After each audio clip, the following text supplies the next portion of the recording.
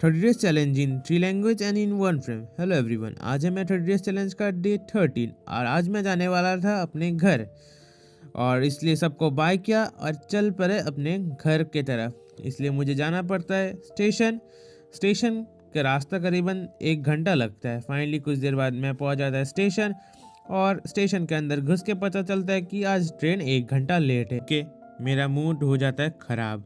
তারপরে পর ফাইনালি ট্রেনও এসে যায় আর আমি ট্রেনে বসে যাই।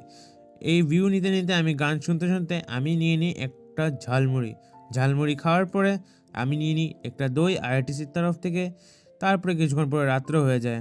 তাৰ পিছত মই এন্ট্ৰি কৰোঁ বঙাইগাঁও জাংচন আৰু ইয়াৰ পৰা কামাখ্যা ষ্টেচন 3 ঘণ্টা আছিল। ফাইনালি 3 ঘণ্টা পিছত মই আহি পালোঁ কামাখ্যা।